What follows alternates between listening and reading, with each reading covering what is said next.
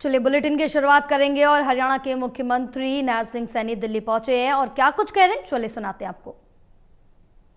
आदरणीय प्रधानमंत्री जी के विषय को जो पिछले दिनों उनकी एक बात उन्होंने कही थी कि हम निवेश को लेकर के आएं, उस निमित्त आदरणीय प्रधानमंत्री जी से इस बात को भी चर्चा की है कि अलग अलग समय पर जो निवेश आया है, हमने जब ये अपनी पॉलिसी को लॉन्च किया था 5 लाख करोड़ रुपए के निवेश का टारगेट हमने 5 साल के अंदर रखा था और जिस दिन पॉलिसी लॉन्च की है 1,10,000 करोड़ रुपए का निवेश उस दिन आया है और उसमें से लगभग 25,000 करोड़ रुपए का वो धरातल पर उतरा है। इसी प्रकार पिछले दिनों मैं जब जापान में गया था वहाँ पर भी 4,500 करोड़ रुपए के MOU साइन हुए थे, उनमें से 2,500 करोड़ रुपया धरातल पर उतरा है। अभी हमने MSME पॉलिसी जो लॉन्च किया उसके बारे में भी आदरणीय प्रधानमंत्री जी को अवगत कराया है और अभी मेरा विजिट था बम्बे में, जो प्रमुख इंडस्ट्रियलिस्ट थे उनके साथ बैठक थी, वहाँ पर भी लगभग 66,000 करोड़ रुपए के MOU साइन हुए हैं। आदरणीय प्रधानमंत्री जी को हमने जो नांगल चौधरी में इंटीग्रेटेड लॉजिस्टिक हब है वो बनकर के तैयार हो गया फर्स्ट फेज, उसके बारे में भी आदरणीय प्रधानमंत्री जी को अवगत कराया है। इसी प्रकार हरियाणा प्रदेश के विकास को लेकर के और कई विषयों पर आदरणीय प्रधानमंत्री जी को अवगत कराया, उनका मार्गदर्शन भी लिया है। कई विषयों के ऊपर आदरणीय प्रधानमंत्री जी ने कहा है कि हमें ऐसे आगे बढ़ना चाहिए, ऐसे काम करना चाहिए। आज हमारा विधानसभा का सत्र शुरू हुआ है, उसके बारे में भी आदरणीय प्रधानमंत्री जी को अवगत कराया है कि आज विधानसभा का सत्र शुरू हुआ है और कल रक्षाबंधन है। आदरणीय प्रधानमंत्री जी ने हरियाणा की बहनों को रक्षाबंधन की बधाई भी दी है और मैं भी प्रदेश की बहनों को, बेटियों को इस पवित्र पर्व रक्षाबंधन की बहुत बहुत बधाई और शुभकामनाएं देता हूं। कई विषयों पर चर्चा हुई है। सर पिछले दिनों गुरुग्राम में जल भराव देखने को मिला, सर सरकार की आगे क्या प्लानिंग है सर कि आगे इस तरीके का जल भराव गुरुग्राम में और आसपास के इलाकों में देखने को ना मिले? देखिए, हम लगातार पिछले 12 वर्षों से गुरुग्राम के सुधारीकरण के अंदर गति से हमारी सरकार काम कर रही है। मैंने समय समय के ऊपर बताया भी है कि जो जलवायु परिवर्तन हो रहा है, अभी अगर कल आप लोग देखेंगे नेपाल के अंदर कितनी बड़ी त्रासदी हुई है, कितना बड़ा प्राकृतिक आपदा वहां आई है।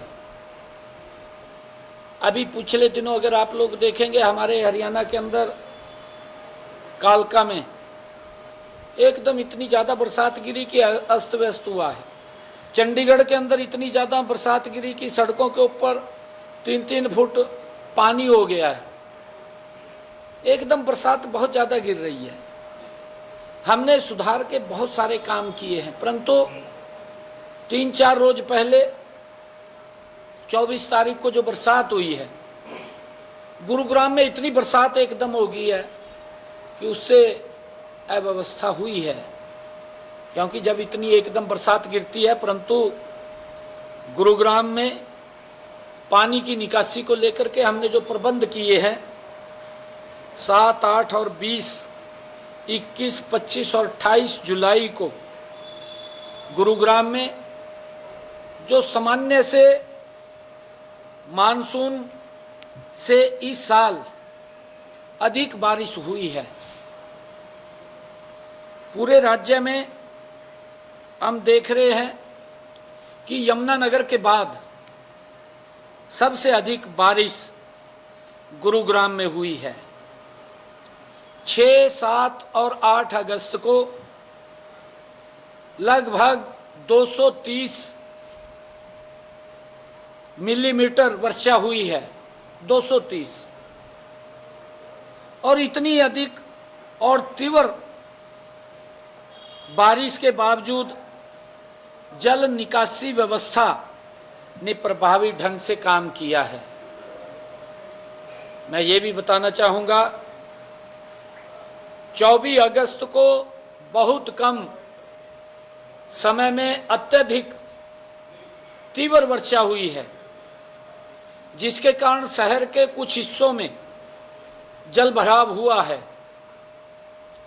वहाँ से भी जल निकासी व्यवस्था में सुधार के कारण लगभग 2 घंटे में जल भराव समाप्त हुआ है। हमने पहली बार नालों की डीसिल्टिंग कैमरा आधारित निरीक्षण किया है और इससे यह सुनिश्चित किया गया है कि नालों की सफाई सही तरीके से हो, जिससे बारिश के पानी की निकासी बेहतर हो सके। जहां जल भराव के स्थान थे वो लगभग जो हमने चिन्हित किए थे वो 99 ऐसे पॉइंट थे जहां जल भराव होता था। उन स्थानों को चिन्हित करके हमने वहां पर वाटर हार्वेस्टिंग वेल लगाने का काम किया। अभी 9 और बचे हुए हैं। लगभग 13,000 मीट्रिक लीटर जल रिचार्ज हुआ है, नीचे जमीन में गया बरसात इस बार। बहुत बड़ा उससे राहत मिली है। जैसा मैंने कहा है कि हमने नालों की भी डीसिल्टिंग हमने कैमरे से आधारित किया, उसकी सफाई की सुनिश्चितता की है और उसके कारण एक बड़ी राहत भी मिली है। हमारा जो हीरो होंडा चौक है, जयपुर दिल्ली हाईवे है, वहाँ पर पानी भरता था, वहाँ पर नए नाले का निर्माण किया है। और इसी प्रकार हमने लेग 1, लेग 2 और लेग 3 उसके ऊपर जो अक्रोचमेंट था उसको भी हटा करके उसकी सफाई की है। और लेग 4 को हमने उसको भी चालू किया है, जिससे गुरुग्राम के कुछ हिस्सों में जल भराव की समस्या का समाधान हुआ है। मुख्य सड़कों पर पहले 90 जल भराव के क्षेत्र, जैसा मैंने कहा है कि वो 99 ऐसे पॉइंट्स थे जहां पर जल भराव होता था।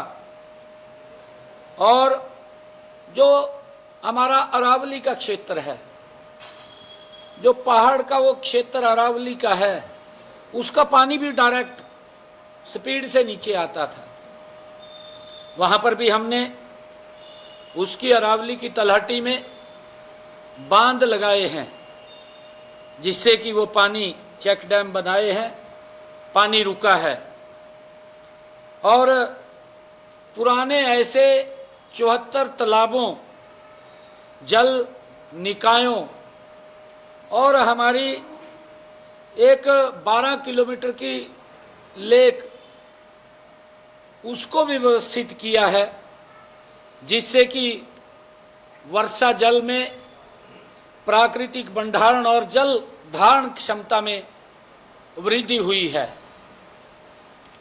इस साल हमने ग्रीन बेल्ट, जो सड़क से ऊपर थी, ग्रीन बेल्ट जो सड़क के साथ है, वो सड़क से ऊपर थी, उन सब को भी नीचे किया है। सड़क का जो पानी है वो ग्रीन बेल्ट में चला जाए और जो अस्थायी रूप से वर्षा जल जो संग्रहित कर सके, इसके मुख्य नालों पर दबाव कम हुआ है। क्योंकि बरसात का जो सड़क के ऊपर पानी होता था वो कहीं ना कहीं नालों के अंदर उसका भी दबाव बनता था पूरा। हमने ग्रीन बेल्ट को भी नीचे किया है, उसका समाधान निकला है। और हमने एक जापान की कंपनी को हायर किया है, वो सर्वे कर रही है। निप्पॉन कोई कंपनी है, उसको हायर किया है। गुरुग्राम के अंदर जो जल भराव की समस्या है, जो लो लाइन एरिया है, उस पानी को हम नूह के तरफ ले जा करके उसको यमुना तक पहुंचाने का काम करेंगे। गंदा पानी हम यमुना में नहीं जाने देंगे, उसके लिए हम एसटीपीस ट्रीट करके पानी को छोड़ने का काम कर रहे हैं। चाहे रीयूज कोई पानी को करे, उस ट्रीट पानी को, उसकी व्यवस्था हम कर रहे हैं। इसके ऊपर गति से काम चल रहा है। मैंने कहा है कि निप्पॉन कोई जो जापान की कंपनी और सर्वे कर रही है, जल्दी ही और रिपोर्ट सबमिट कराएगी। और इसके साथ साथ इस बार आईआईटी दिल्ली के साथ मिलकर के रेन वाटर हार्वेस्टिंग का नया प्रोजेक्ट वो चालू किया है उनके साथ मिलकर के। और इससे भूमि में भी एक्वीफायर से भी ज़्यादा पानी जा सके। बोरिंग वहाँ तक किए गए हैं। एक रेन वाटर हार्वेस्टर जो सिस्टमों में 5 बोरिंग किए गए हैं। केवल 2 बारिशों में जो 5 हमने बड़े किए हैं जहाँ ज़्यादा जल भराव होता था, उसके अंदर 13 लाख लीटर पानी 5 के अंदर वो ज़मीन में वो भी गया है। और इससे हमने फ्लोमीटर के साथ उसको चेक किया है, ऑनलाइन भी देखा है। और ऐसे 100 स्ट्रक्चर अब अगले मानसून 70 से पहले हम गुरुग्राम में खड़े करेंगे। इससे पूरे मानसून में 25 से 30 करोड़ लीटर पानी भूजल में रिचार्ज हो सके, वो व्यवस्था हम कर रहे हैं। Thank you.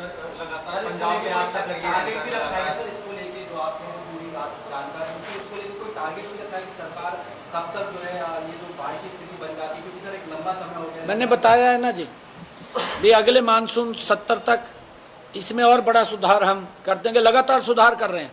मैंने कहा है कि अब 2 घंटे 3 घंटे के अंदर पानी उतर जाता है, परंतु इतनी ज़्यादा बरसात हो जाती है, व्यवस्था भी अव्यवस्था में बदल जाती है। उसके लिए हम काम कर रहे हैं। क्योंकि मैंने जो निप्पॉन कोई की बात करी है, एजेंसी जो हायर की है, वो पूरा सर्वे कर रही है। उसकी जल्दी रिपोर्ट आने वाली है और वो रिपोर्ट हमें देगी, जिससे कि हम लो लाइन एरिया गुरुग्राम के पानी को उठा करके हम नूह की तरफ से यमुना में पहुंचा सके, जिससे कि इससे राहत हमें मिल सके। कई तरीकों से हम काम कर रहे हैं। मैंने कहा अरावली से जो पानी पहले डायरेक्ट गुरुग्राम में आ जाता था, वहाँ भी हमने चेक डैम लगाए हैं, जिससे कि उन पानी को वहाँ रोका है और उसको डाइवर्ट किया है। उसका भी बड़ा राहत मिला है। विधानसभा का सत्र भी था, जिस तरीके से कई विधायकों को नेम करने का काम किया गया, कांग्रेस के विधायक सर प्रदर्शन भी करते हुए नजर आए और जिस प्रकार का रवैया सदन के अंदर यानी वेल में भी देखने को मिलता नजर आया, तो उसको लेकर क्या कहेंगे? नहीं, देखिए, कांग्रेस के पास मुद्दा नहीं है।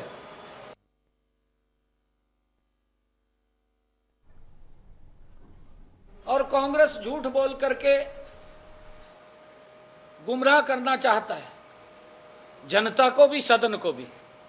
हमने कहा है कि भाई जनता में तो जितना मर्जी झूठ बोल लो आप, क्योंकि वहाँ तो कोई बात करने वाला नहीं है। परंतु विधानसभा के 70 के अंदर तो तथ्यों से बात करो। जब तथ्यों की बात होती है फिर प्लान ठेका भाग जाए, वॉकआउट कर दें, वो बड़ा दुर्भाग्यपूर्ण है विपक्ष के लिए। पता नहीं दिल्ली से फोन करते हैं इनके बड़े आका, कहा जी हाउस ना चलने दो, खाली रौला पाओ। पूछा भी भाई क्या बात है, किस बात पे रौला पड़ रहा? बात भी नहीं, कोई बात भी नहीं है। गो बैक, कहा गो बैक, भाई गो बैक आप पब्लिक ने चुन करके भेजे, आगे आपको नहीं भेजेंगे वो लोग, वो देख रहे हैं इनके कारनामे। आज काले कपड़े पहनाएंगे, काले कपड़े पहनाएंगे। पूछा गया भाई क्या बात थी, क्यों काले कपड़े पाए, परंतु जवाब कोई है नहीं। फिर भाज गए। भाजने में तो माहिर हैं, सुन नहीं सकते। एक दलित विधायक ने, सिख विधायक 84 के दंगों का उसने विरोध किया कि आपने उसको रोल मॉडल कहा है, उसके बारे में उसने आवाज उठाई। किस तरीके से हाउस के अंदर उसकी आवाज को दबाने का काम कांग्रेस ने किया। भाज करके उसके पंपलेट को पकड़ दिया, फाड़ दिया, परा फेंक दिया। भाई राहुल गांधी को, कांग्रेस को नहीं माफी मांगनी, परंतु इस प्रकार से जवाब तो नहीं दबानी चाहिए किसी की। कितना बड़ा अत्याचार किया था। लोग आज भी उस दृश्य को याद करते हैं, रोंगटे खड़े हो जाते हैं। ऐसा वो दृश्य था। परंतु झूठ बोल रहे कांग्रेस के पास, ना कोई मुद्दा है, ना कोई बात है, कुछ भी नहीं है। ये तो लगातार झूठ फैलाने पर लग रहे हैं। Thank you.